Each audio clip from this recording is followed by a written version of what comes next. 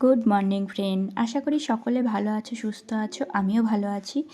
সকালবেলায় চা বসিয়েছি, দেখতেই পাচ্ছ। সকালের দিকে একটু লিকার চা করছি, আর ছেলের পড়া রয়েছে, পড়তে যাবে। তো সেই জন্য সকাল সকাল একটু চা বসিয়েছি, আর চা খেয়ে তারপরে বাকি কাজগুলো করে নেব। তো সকালবেলায় এখন বেশ ভালোই ঠান্ডা পড়েছে, সেই জন্য স্নানটা আর করছি না। যেহেতু স্নান করতে গেলে দেরি হয়ে যাবে, আর উঠতেও একটু দেরি হয়ে যাচ্ছে, তাই জন্য এখন স্নান করাটা একটু বন্ধ করেছি সকালের দিকে। এদিকে দেখো গুলু কি বদমাইশি করছে, সকালবেলায় ও এসেছে। আর ওই যে ওইদিকে দেখো ইঁদুরের মানে ওই ছুঁচো এত ওইদিকে পটি করে রেখেছে, তো ওর পায়ে লেগে যাচ্ছে, আর ও কলের সাইডে এসে দেখো কলটা টিপবো এরকম করছে। এদিকে আমি রান্না বসিয়ে দিয়েছি, সকালে বাসি কাজকর্ম করে রান্না বসিয়েছি। এই যে দেখো ভাত হচ্ছে, তো উনুনেই রান্নাটা করছি। তোমরা জানোই, আগের ভিডিওতে বলেছি তোমাদের দাদাভাই নেই, তো সেই জন্য একটু দেরি হলেও অসুবিধা নেই। আর এখন দেরি হয় না অবশ্য।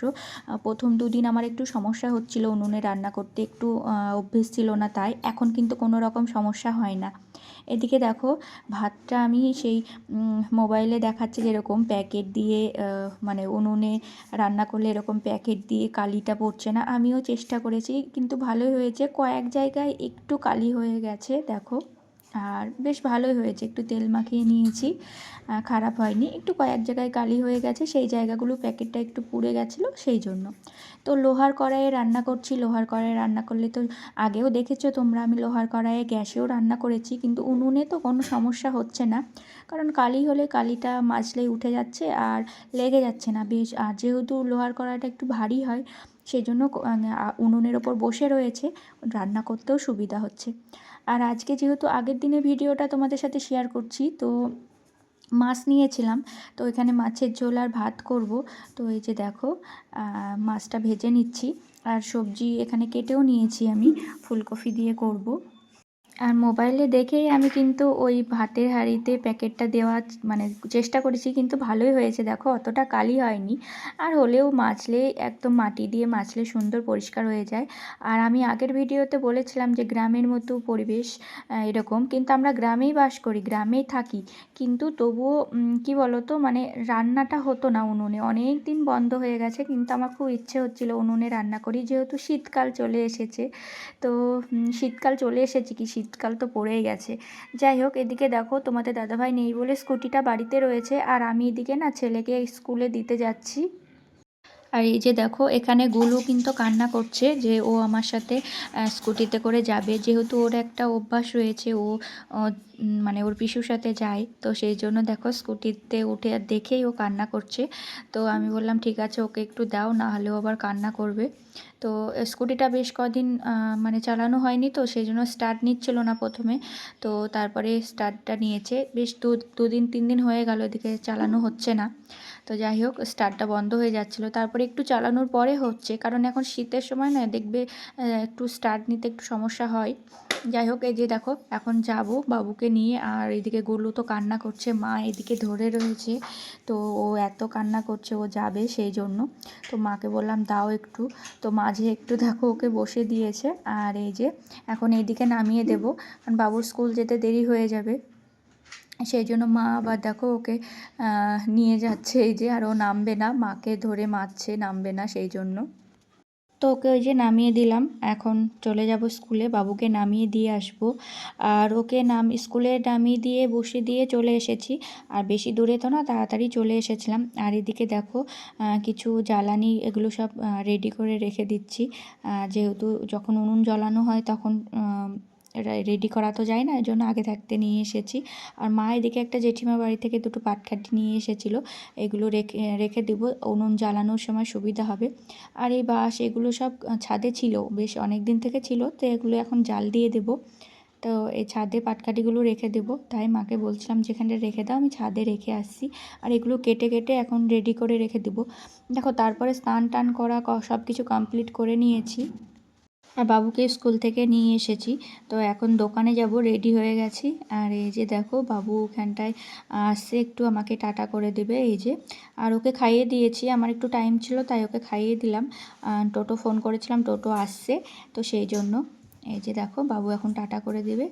আর আমি এখন দোকানে, আর আমি পাকা রাস্তার হাই রোডের ওপরে স্কুটি চালিয়ে যাই না, সেই জন্য স্কুটিটা বাড়িতেই রয়েছে।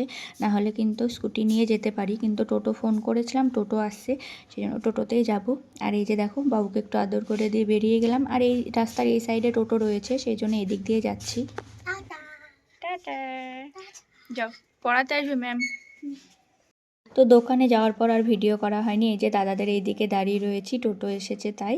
আর বাড়ি এসেছি, বাড়ি আসার পরে এদিকে দেখো ছোটো বৌদি রুটি বানাবে, তো বলছিল, আমি বলছি ঠিক আছে উনুনেই বানাই না, উনুনে যেহেতু জ্বালানি রয়েছে কিছু, তো চলো উনুনেই বানাই। আর গ্যাসও কেনা, জ্বালানিও কেনা, কিন্তু তবুও উনুনে করতে বেশ ভালোই লাগছে। আর এই যে দেখো আগেও অনেক আগে করা হতো, যাই হোক আবার সেই গ্রামের একটা বাড়িতে, আমাদের বাড়িতে তো গ্রামের যেহেতু আমরা বাস করি আমরা, কিন্তু উনুনেই হতো রান্না। তারপরে তো গ্যাসে রান্না করা হয়েছে, তো এদিকে অনেক দিন গ্যাসেও হচ্ছে। আর উনুনটা ছিল বললাম আগেই, আগে জ্বালানিও কিনতে হতো, তো সেই জন্য মা উনুনেই করতো। আবার আমি চেষ্টা করছি এই যে তোলা উনুন যেটা বানিয়ে নিয়ে এসেছি, কিনে নিয়ে এসেছি, এতেই করা। এই শীতের মধ্যে করা হবে, গরম চলে আসলে তখন আর হবে না। তো দেখো রুটিটা একটু কালো কালো হয়ে গেছে, সেটাই বলছে যে উনুনে তো একটু কালো হয়ে গেছে।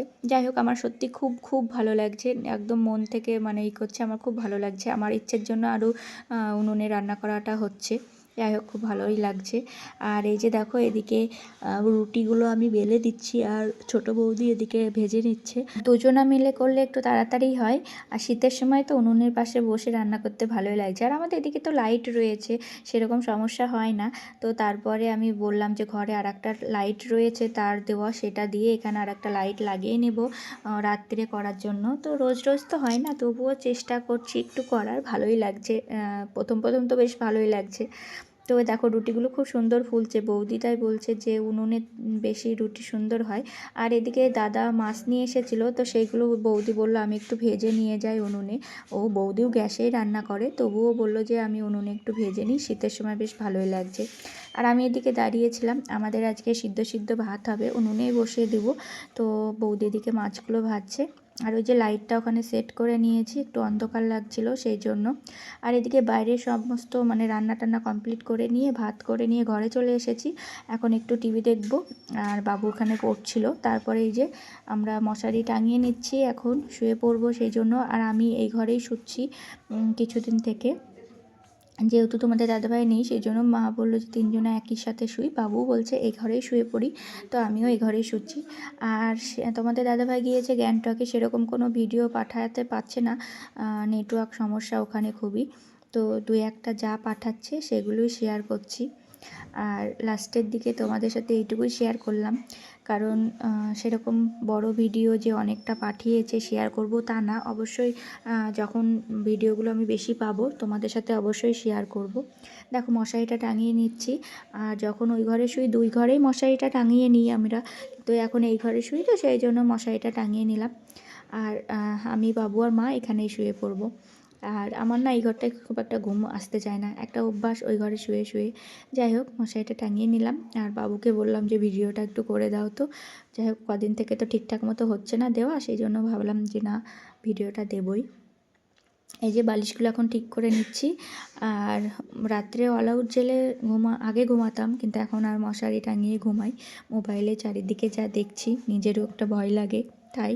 যাই হোক বিছানা করা কমপ্লিট হয়ে গেছে, আমাদের খাওয়া দাওয়া হয়ে গেছে। এখন বেশ কয়েকদিন তাড়াতাড়ি খাওয়া দাওয়া করে আমরা শুয়ে পড়ছি, নাহলে তো তোমাদের দাদাভাই আস্তে আস্তে অনেকটা রাত হয়ে যায়, সেই জন্য আমাদেরও দেরি হয়।